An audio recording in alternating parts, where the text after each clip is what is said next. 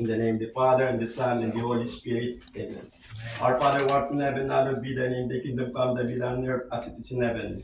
Give us this day our daily bread, and forgive us our trespasses, as we forgive those who trespass against us. Lead us not into temptation, but deliver us from evil. Amen. Hail Mary, full of grace, the Lord is with thee.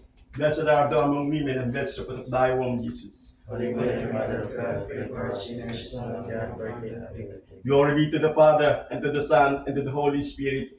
As it was in the beginning, is now, and ever shall be, world without end. Amen. May mighty God bless us, the Father, the Son, and the Holy Spirit. Amen. Amen.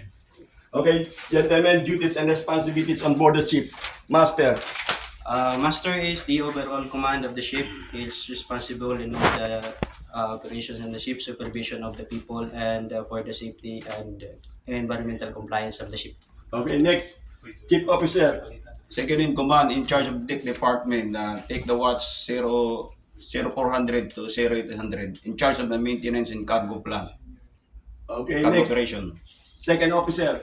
Navigation and passage planning, bridge watchkeeping, maintenance of the visual equipment, charge amplification management, medical officer duties, cargo operation, assist to the officer, safety and security, mentorship. Okay, next. Third Officer. Is a junior deck officer responsible for safety navigation, maintenance of life-saving and firefighting appliances, and bridge watchkeeping.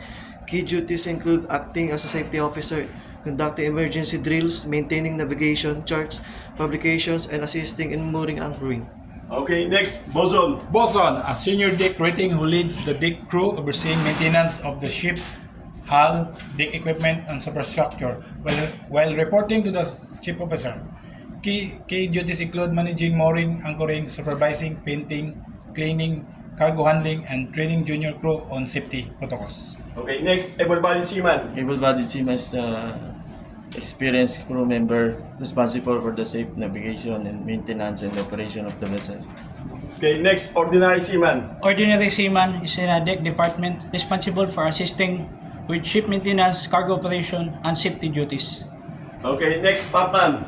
Bumpman is a specialized high-ranking rating in the maritime industry, responsible for operating, maintaining, and repairing liquid cargo transfer systems on board tanker ships. Okay, next.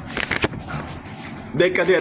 The cadet is a ship deck trainee, assist with cargo operation and deck maintenance. Okay, very good. Okay, please subscribe my YouTube channel, CapEVT TV. Thank you and God bless. Yes.